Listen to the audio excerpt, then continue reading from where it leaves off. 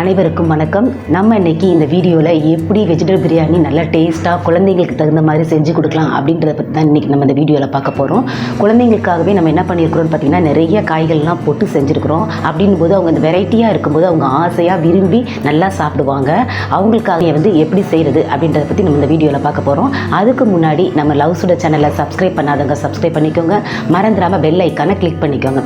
வாங்க வீடியோக்குள்ளே போகலாம். எப்படி வெஜிடபிள் பிரியாணி செய்யலான்றதை பார்க்கலாம். இன்றைக்கி வெஜிடபிள் பிரியாணி செய்ய போகிறோம். வெஜிடபிள் பிரியாணி செய்கிறதுக்கு தேவையான காய்கறிகள்லாம் நான் எடுத்திருக்கேன். பார்த்திங்கன்னா உருளைக்கிழங்கு எடுத்துருக்கிறேன் கட் பண்ணி, அதே மாதிரி கேரட் கட் பண்ணி எடுத்திருக்கேன், கேப்சிகம் கட் பண்ணி எடுத்துருக்கிறேன், வெங்காயம் கட் பண்ணி எடுத்தாச்சு, தேவையான அளவுக்கு தக்காளி கட் பண்ணியாச்சு.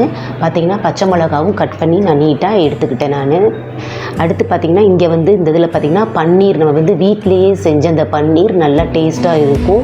நான் வீட்டிலே ஏற்கனவே வீடியோவில் காட்டின மாதிரி நான் செஞ்சு நான் ரெடி பண்ணி முதல் நாளே நான் வச்சுருப்பேன்.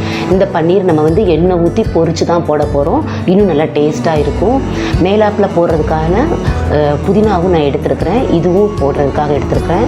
ப்ளஸ் பார்த்திங்கன்னா இதோட இஞ்சி பூண்டு அரைச்சி நான் ரெடியாக வச்சுட்டேன். நான் இதெல்லாம் நம்ம ரெடி பண்ணதுக்கப்புறமா நான் இதுக்கு முன்னாடி இதெல்லாம் கட் பண்ணுறதுக்கு முன்னாடியே இந்த காய்கறிகள்லாம் கட் பண்ணுறதுக்கு முன்னாடியே பார்த்திங்கன்னா நான் அரிசியை ஊற வச்சுட்டேன். ஏன்னா அரிசி நல்லா ஊறினா சாதம் நமக்கு நிறையாவும் கிடைக்கும், நல்லாவும் இருக்கும், சாஃப்டாகவும் இருக்கும் ரைஸ் பார்க்குறதுக்கு. அதுக்காக நான் அரிசியை இந்த வெஜிடபிள்ஸ்லாம் கட் பண்ணுறதுக்கு முன்னாடியே நான் இதை ஊற வச்சுட்டேன். இப்போ வாங்க வீடியோக்குள்ளே போகலாம். எப்படி வெஜிடபிள் பிரியாணி செய்யலாம் அப்படின்றத பார்க்கலாம். இப்போ நம்ம ஒரு குக்கர் வச்சாச்சு. வெஜிடபிள் பிரியாணி செய்கிறதுக்கு நல்லா குக்கர் காஞ்சிருச்சு, தண்ணி கொஞ்சம் கூட இல்லை. இப்போ நான் அதில் எண்ணெய் ஊற்றிட்டு நான் உங்களுக்கு இதை காட்டுறேன், எப்படி இருக்குதுன்னு பார்க்கலாம். இப்போ எண்ணெய் நல்லா காஞ்சிருச்சு. இப்போ நான் பன்னீர் போட்டு நான் இதில் பொரிச்சு எடுத்துடுவேன். பார்க்கலாம் எப்படின்றத. இப்போ நான் வீட்டிலையே செய்த அந்த பன்னீர் எடுத்துருக்கேன், இதில் உள்ளே போட்டாச்சு.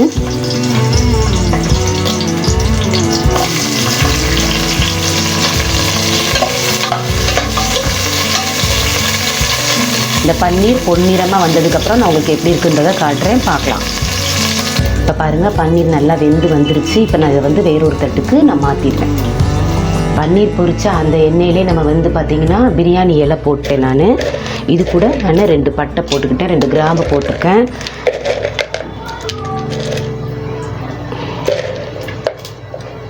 கடற்பாசியும் போட்டாச்சு.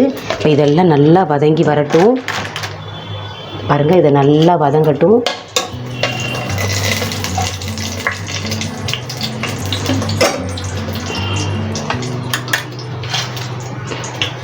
இப்போ இது நல்லா பொரிஞ்சு வருது. இந்த டைமில் பார்த்திங்கன்னா நான் வச்சுருந்த காய்கள் எல்லாம் ஃபுல்லாக உள்ளே போட்டு நான் வதக்கிடுவேன். ஆனால் எல்லா வெஜிடபிள்ஸும் நம்ம உள்ளே போட்டோம். வெஜிடபிள் பிரியாணிக்கு இது நல்லா வேகட்டும். வெந்த பிறகு நான் இது எப்படி இருக்குன்னு உங்களுக்கு நான் காட்டுறேன். இப்போ பாருங்கள் காய்கள்லாம் ஓரளவுக்கு நல்லா வெந்து வந்துருச்சு வெஜிடபிள்ஸ்லாம். இந்த டைமில் நம்ம ஏற்கனவே நம்ம அரைச்சி வச்சுருந்த நம்ம இஞ்சி பூண்டையும் நம்ம உள்ளே சேர்த்துட்டோம். இப்போ இந்த இஞ்சி பூண்டை போட்டு நல்லா வதக்கி விட எல்லாம் ஒன்றா கலந்துடட்டும்.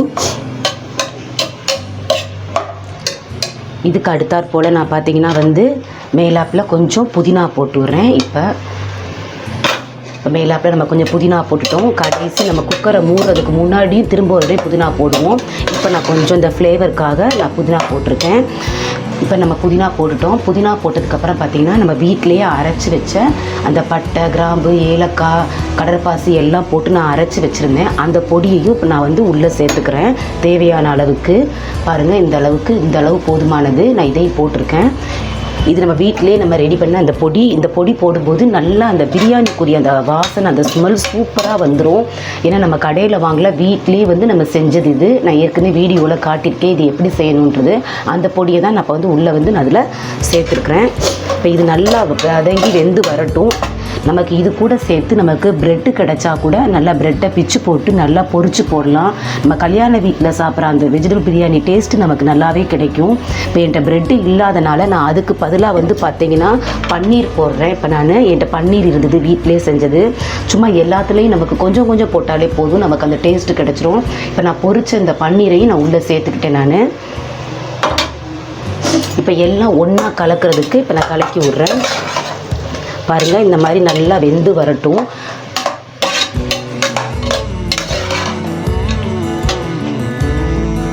இப்போ இந்த மாதிரி வேகிற இந்த ஸ்டேஜில் நம்ம கொஞ்சமாக காரத்துக்கு தகுந்தாற் போல் வீட்டில் நம்ம அரைச்சிருக்கிற அந்த மிளகாய் தூளை கொஞ்சம் உள்ள 1 ஸ்பூன் சேர்த்துக்கலாம். ரொம்ப வேண்டாம், கொஞ்சமாக நம்ம இந்த அளவுக்கு சேர்த்தாலே போதும்.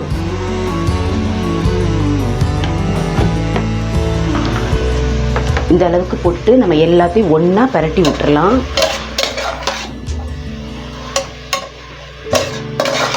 ஒன்றா போட்டு நம்ம இந்த மாதிரி பரட்டி விட்டுருவோம். இப்படியே வேகட்டும் கொஞ்சம் நேரம். நல்லா வந்து எல்லாத்துலேயும் மசாலா எல்லாத்துலேயும் பிடிக்கட்டும். பிடிச்ச பிறகு நான் உங்களுக்கு காட்டுறேன் எப்படி இருக்குதுன்னு நம்ம பார்க்கலாம். பாருங்கள், காய்கள்லாம் நல்லா வெந்து சுருண்டு வந்துருச்சு. எல்லாத்துலேயும் மசாலாஸ் பிடிச்சிருச்சு, நல்லா இருக்குது. எண்ணெய் கூட பார்த்திங்கன்னா அங்கங்கே நல்லா பிரிஞ்சு வருது.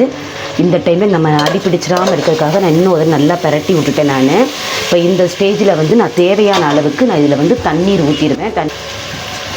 இப்போ பாருங்கள், நான் தண்ணீர் ஊற்றுறேன் தேவையான அளவுக்கு.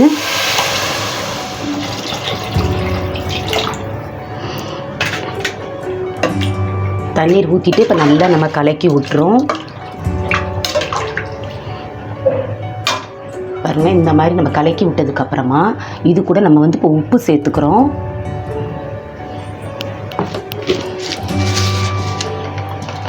நம்ம சாதத்துக்கு போடுறதுனால எப்பவுமே கொஞ்சமாக போடணும். குழம்புக்கு போடுற மாதிரி நம்ம அதிகமாக போட்டுறக்கூடாது. உப்பு போட்டாச்சு. இப்போ நான் உப்பு போட்டுட்டு நல்லா இப்போ வந்து நான் கிளறி விட்டுறேன். நான் உப்பு எல்லாத்துலேயும் பிடிக்கணும் அப்படின்றதுக்காக இப்போ நம்ம கிளறியாச்சு. இதுக்கு மேலே பார்த்தீங்கன்னா நான் வச்சுருந்த இந்த புதினாவையும் தூக்கி நான் அப்படியே மேலே போட்டு விட்டேன். இதனுடைய எசன்ஸ்லாம் இறங்கும்போது பார்த்திங்கன்னா இன்னும் டேஸ்ட்டாக இருக்கும் இந்த வெஜிடபிள் பிரியாணி. பாருங்கள், இந்த மாதிரி இப்போ நல்லா கொதித்து நமக்கு நுர கூடி வரும்போது நான் அரிசி அலசி நான் அதில் போட்டுருவேன். போட்டதுக்கப்புறம் உங்களுக்கு காட்டுறேன், பார்க்கலாம் எப்படி இருக்குன்னு. பாருங்கள், வெஜிடபிள் பிரியாணிக்கு வந்து நல்லா நுர கூடி கொதித்து வந்துருச்சு. இந்த டைமில் நான் அரிசியை தூக்கி போட்டுருவேன்.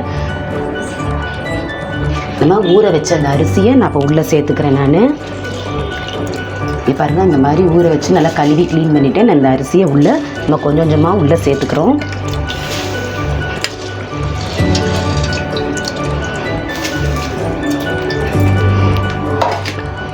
நம்ம உள்ள அரிசி போட்டாச்சு. இப்போ வந்து இந்த அரிசியில் வந்து எல்லாமே கலந்து விடுறோம். அப்போ தான் வந்து இதில் உப்பு உரப்பு எல்லாமே பிடிச்சு கரெக்டாக இருக்கும், நல்லா டேஸ்ட்டாக வரும். அதுக்காக இப்போ நம்ம நல்லா கலந்து விட்டுட்டோம். பாருங்கள், இந்த மாதிரி நம்ம நல்லா கலந்து விட்டுட்டு இது ஒரு கொதி கொதிச்சதுக்கப்புறம் பார்த்தீங்கன்னா இதுக்கு மேலே நான் குக்கரை மூடிட்டு நான் 3 விசில் வந்த உடனே ஓப்பன் பண்ணி நான் உங்களுக்கு காட்டுறேன் எப்படி இருக்குதுன்றதை பார்க்கலாம். பாருங்கள், நான் சொன்ன மாதிரியே வெஜிடபிள் ரைஸ் ரெடி ஆயிடுச்சு. இப்போ நம்ம குக்கரை ஓப்பன் பண்ணி பார்க்கலாம் எப்படி இருக்குதுன்றதை. பாருங்கள், வா, செம்மையாக கலர்ஃபுல்லாக சூப்பராக வெந்து வந்திருக்கு. உதிரி உதிரியாக நமக்கு நல்லா வந்திருக்கு. இதை நான் வேறு ஒரு பாத்திரத்துக்கு மாற்றிட்டு எப்படி இருக்குன்றதை நான் உங்களுக்கு காட்டுறேன்.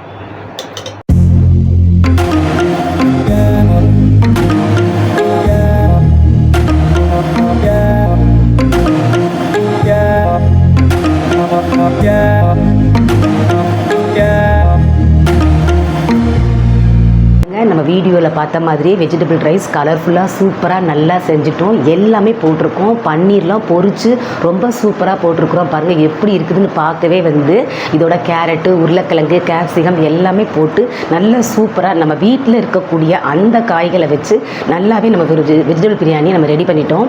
நம்ம குழந்தைங்களுக்கு இது ரொம்ப பிடிக்கும்.